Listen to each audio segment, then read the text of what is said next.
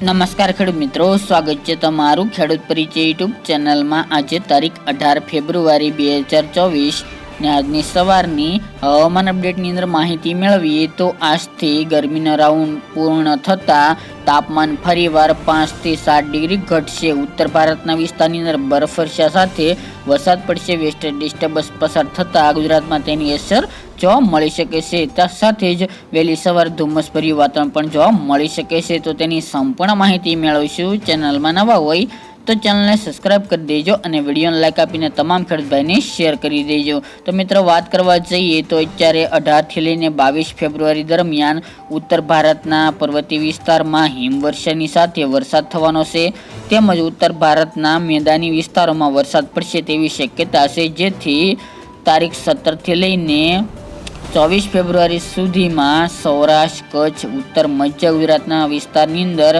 આ સમયગાળા દરમિયાન 22 ફેબ્રુઆરી સુધી પવન મુખ્યત્વે પશ્ચિમ દિશાના ફૂંકાઈ શકે છે અને ત્યારબાદ ઉત્તર દિશાના એટલે કે ઉત્તર પૂર્વના જોવા મળે તેવી સંભાવના રહેલી છે। તારીખ 21 ફેબ્રુઆરી સુધી પવનની ઝડપ પ્રતિ કલાકે 10 થી લઈને 20 કિલોમીટરની જોવા મળશે, તો ક્યારેક ઝટકાના પવન 20 થી લઈને 30 કિલોમીટરના ફૂંકાય તેવી શક્યતા રહેલી છે। ત્યારબાદ પવનની ઝડપ 22 તારીખથી લઈને 24 તારીખ દરમિયાન પવનની ઝડપ 8 થી લઈને 15 કિલોમીટર પ્રતિ કલાકની થઈ તેવી ધારણા રહેલી છે।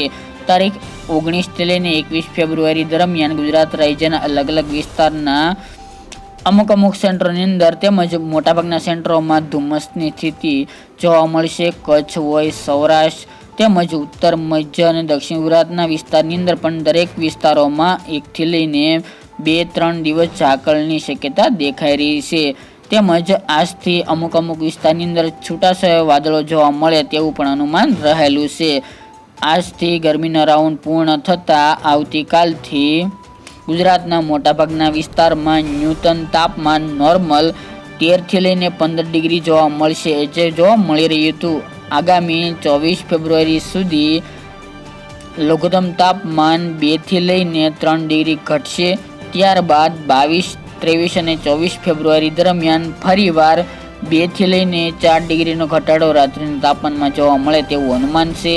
તારીખ 23 આજુબાજુ એટલે કે 23-24 તારીખ દરમિયાન 10 થી લઈને 14 ડિગ્રીએ તાપમાન જોવા મળે તેવું અનુમાન છે, જ્યારે મહત્તમ તાપમાન એટલે કે બપોરનું તાપમાન 20 ફેબ્રુઆરી સુધીમાં 2 થી 3 ડિગ્રી ઘટી શકે છે આવનાર 3 દિવસ દરમિયાન। ત્યારબાદ 21 થી લઈને 24 ફેબ્રુઆરી દરમિયાન પણ 2 થી લઈને 3 ડિગ્રીનો ઘટાડો થાય તેવું અનુમાન છે। આ રીતે દિવસનું તાપમાન ફરીવાર 28 થી લઈને 30-32 ડિગ્રીની રેન્જમાં આવી જાય તેવું અનુમાન રહેલું છે। અશોક પટેલે પણ આગાહી કરતા જણાવ્યું છે, પરેશ ગોસ્વામીએ પણ આગાહી કરતા જણાવ્યું છે કે ફરીવાર ગુજરાતની અંદર એક વેસ્ટર્ન ડિસ્ટર્બન્સની અસર જોવા મળશે, જેના કારણે ગુજરાતમાં તાપમાનમાં મોટો ઘટાડો જોવા મળશે। દિવસનું હોય કે પછી રાત્રિનું ઉત્તર ગુજરાત અને કચ્છના વિસ્તારોની અંદર ફરીવાર તાપમાન 10 થી 12 ડિગ્રીની આજુબાજુ જોવા મળે તેવી શક્યતા દેખાઈ રહી છે, પરંતુ ગુજરાતના અન્ય કોઈ મોટા ફેરફાર થાય વાતાવરણમાં તેવી શક્યતા જણાઈ રહી નથી। અમુક વિસ્તારની અંદર સામાન્ય વાદળો જોવા મળશે, વરસાદની કોઈ સંભાવના દેખાઈ રહી નથી,